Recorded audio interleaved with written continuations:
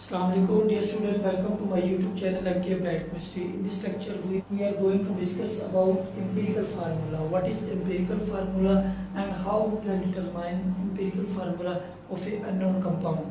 At the end we will discuss about molecular formula. Let's discuss about empirical formula.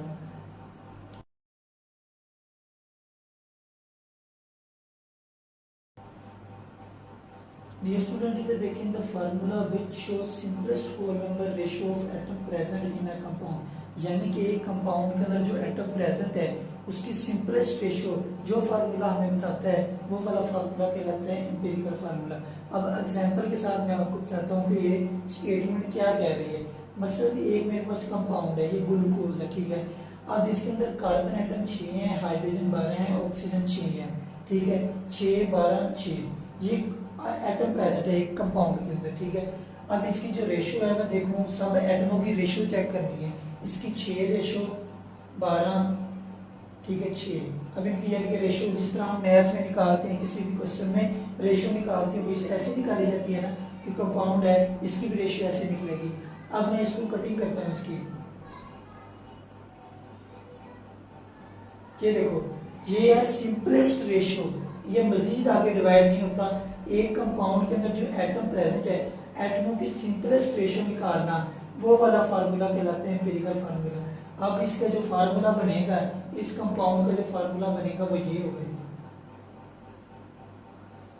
ये वाला, यानी कि simplest ऐसा फार्मूला, किसी कंपाउंड का ऐसा फार्मूला जिसके अंदर एटमों की सिंपलेस्ट रेशियो, ये सिंपलेस्ट रेशियो है एटमों की, ये वाला फार्मूला जो कहलाता है एम्पिरिकल फार्मूला। एक और मिसाल ले लेते हैं। मसलन ये मेरे पास एक कंपाउंड है बेंजीन, ठीक है। ये बेंजीन का असल फार्मूला जो है ये, ठीक है। अब हमने इसका निकालना है एम्पिरिकल फार्मूला। वो कैसे निकाला जाता है? Simplest ratio of an atoms present in a compound. अब इनकी पहले मैं रेशियो लिखता हूँ जी, ये इनकी एक्चुअल रेशियो है। अब इसको मैं सिंप्लीफाई करूंगा, सिंप्लीफाई हो गया। अब ये जो है ये इसके एटम है, ये वाला है जी बेंजीन का एम्पिरिकल फार्मूला, ठीक है। इसको ऐसे लिख सकते हैं, एक एक नाम भी लिखें। यानी कि ऐसा फार्मूला जो हमें बताता है एक्चुअल नंबर ऑफ एटम, नहीं बताता किसी भी कंपाउंड के अंदर जो मौजूद है। ये एम्पिरिकल फार्मूला का मैंने आपको बताया, कंपाउंड है, कोई भी कंपाउंड है, सबसे पहले आपने देखना है उसके अंदर कौन कौन से एटम है। अब एटमों की आपने रेशियो निकाल लेनी है, ठीक है। रेशियो निकाल ली कौन कौन सी, यानी कितने कितने एटम है। अब उसको सिंप्लीफाई करने के बाद जो आपके आता है ये रेशियो आती है, वो उसका जो कंपाउंड है उसके नीचे लिखने वो आपका एम्पिरिकल फार्मूला बन जाएगा। ये डेफिनेशन में भी यही बताता था, the formula which show simplest whole number ratio of atom present in a compound is known as empirical formula. अब हम डिस्कस करते हैं how we can determine empirical formula of a unknown compound, वो अभी इधर डिस्कस करते हैं।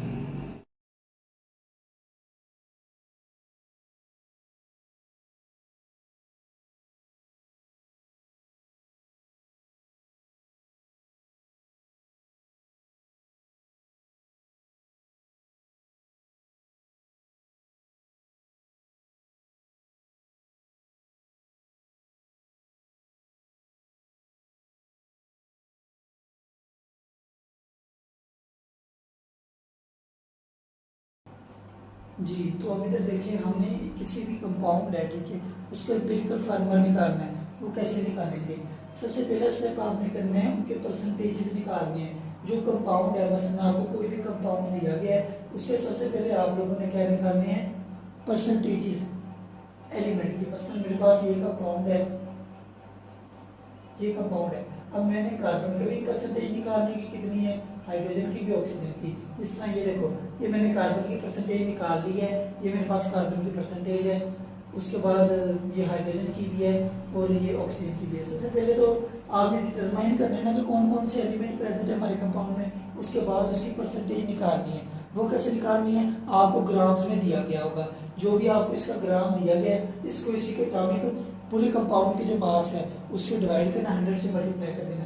कुछ क्वेश्चन ऐसे होंगे इसके अंदर आपको डायरेक्ट परसेंटेज दे दी जाएगी, ठीक है। ये वाला पहला जो हमारे पास पॉइंट है वो तो क्लियर हो गया कि परसेंटेज निकाल, अगर दी हुई है तो भी ठीक है, नहीं दी गई तो निकालनी है। दूसरा काम होगा divide the percentage of elements, यानी कि ये कंपाउंड है, इसके अंदर जो भी एलिमेंट्स प्रेजेंट है, कार्बन है, हाइड्रोजन है, ऑक्सीजन है, सबको डिवाइड करें एटॉमिक मासेस के साथ। यानी कि ये कार्बन है, कार्बन का एटॉमिक मास 12 था, इसको मैंने इसके साथ डिवाइड कर दिया। ये हाइड्रोजन था, इसका जो परसेंटेज है, परसेंटेज को मैंने इसकी एटॉमिक मास के साथ डिवाइड कर दिया। सबको आपने जो परसेंटेज है उसको उसके एटॉमिक मास से डिवाइड कर देना है। इससे क्या होगा, हमें नंबर ऑफ मोल्स मिल जाएंगे। जब हमें नंबर ऑफ मोल्स ये मिल गए हैं, ये देखिए, तो तीसरे स्टेप में करना है divide the number of moles of each element in a compound by the simplest smallest number of moles of element. यानी कि अब हमने क्या करना है, जो सबसे छोटा नंबर ऑफ मोल्स है उसके साथ डिवाइड कर, सब जो एलिमेंट्स के मोल्स हैं उनको डिवाइड करना है सबसे छोटे नंबर ऑफ मोल्स के साथ। ये देखो, इसके नंबर ऑफ मोल्स ये, तो इसको मैंने डिवाइड किया है सबसे स्मॉलेस्ट के साथ। जो सबसे स्मॉलेस्ट होगा नंबर ऑफ मोल्स उसके साथ डिवाइड करना है सबको। जब हम डिवाइड करेंगे तो हमें एटॉमिक रेशियो मिल जाएगी। ये हमें एटॉमिक रेशियो मिल गई।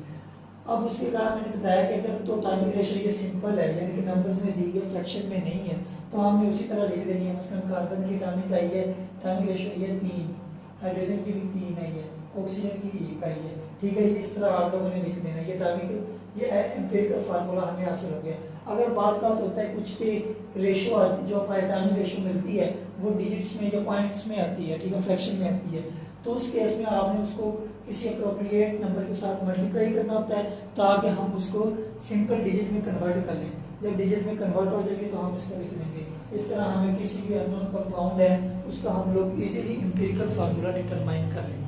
अब हम इसके बाद डिस्कस करते हैं मॉलिक्यूलर फार्मूला, वो भी डिटेल के अंदर मॉलिक्यूलर फार्मूला डिस्कस करते हैं। आप लोग ये नोट करें। इधर देखें, ये जो मॉलिक्यूलर फार्मूला, इसकी डेफिनेशन ये है, formula which show exact number of atoms present in a compound.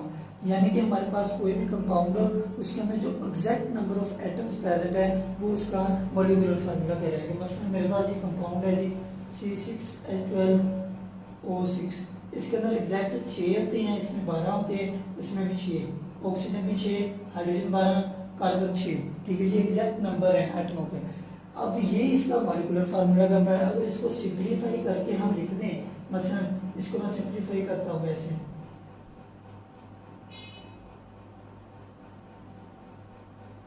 Simplify करने के बाद ये आ गया।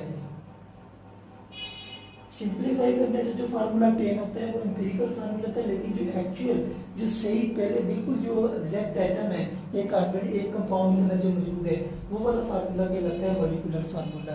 ये था डिफरेंस इनमें मॉलिक्यूलर और एम्पिरिकल फार्मूला के अंदर। एग्जांपल मैंने आपको ये दे दी, एक और एग्जांपल ले लें बेंजीन की, जो मैंने बताई थी आपको एम्पिरिकल फार्मूला में C6H6, ये बेंजीन का फार्मूला है। अब कुछ आइटम है, जो कुछ कंपाउंड ऐसे हैं जिनका मॉलिक्यूलर भी सेम है और एम्पिरिकल भी सेम है। मतलब मेरे पास वाटर है, ये वाटर का जो फार्मूला है मॉलिक्यूलर भी आप यही देखोगे, एम्पिरिकल भी यही देखोगे, दोनों सेम है इसके। ठीक है, इस तरह बहुत सारे एटम्स हैं जिनका मॉलिक्यूलर फार्मूला और एम्पिरिकल फार्मूला सेम होते हैं। अब इन दोनों के दरमियान मॉलिक्यूलर फार्मूला और एम्पिरिकल फार्मूला, इन दोनों के दरमियान रिलेशन क्या है वो हम लोग स्टडी करते हैं। एम्पिरिकल मॉलिक्यूलर फार्मूला होता है बराबर,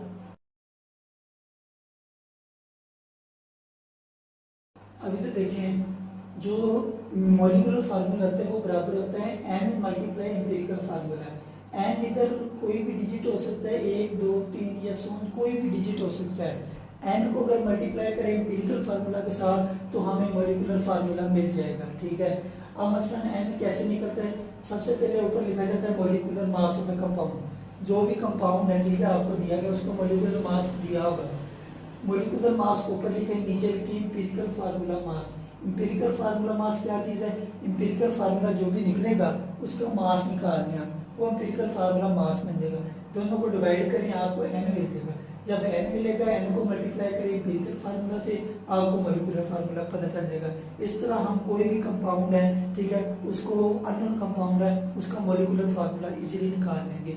मसलन एक एग्जांपल है आपकी बुक में, उसमें क्या है, ये वाला एग्जांपल है। ठीक है, अब इसमें क्या है, हमने निकाल लिया जी एम्पिरिकल फार्मूला हमने निकाल लिया। ठीक है, मॉलिक्यूलर फार्मूला जो है मॉलिक्यूलर मास कंपाउंड का वो हमें दे दिया गया है, लेकिन हम एम्पिरिकल फार्मूला मास भी निकाल लेंगे। वो कैसे निकालेंगे, इन जो मासेस हैं, कार्बन का जो मास है सबको मैं ऐड करूंगा, इनका मास निकालते हैं।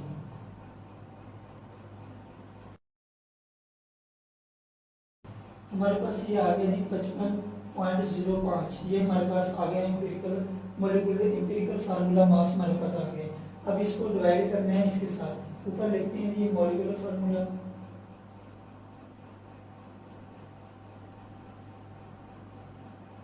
हमारे पास आ गया 2, यानी कि n की वैल्यू आ गई 2। अब n को मल्टीप्लाई कर दें एम्पिरिकल फार्मूला से, ये हमारे पास एम्पिरिकल फार्मूला है, इसके साथ मैं मल्टीप्लाई करूंगा जब इसको,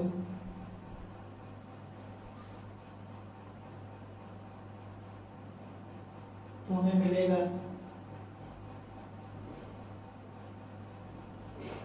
ये वाला फार्मूला हमें, यानी कि मॉलिक्यूलर फार्मूला हमने निकाल लिया एम्पिरिकल फार्मूला से। यहाँ तक आज का लेक्चर यहाँ तक था। अगर किसी को कोई किसी किस्म का क्वेश्चन हो तो कमेंट सेक्शन में पूछ सकता है। अब हम इंशाल्लाह नेक्स्ट लेक्चर में मिलेंगे आपके साथ, तब तक के लिए अल्लाह हाफिज़।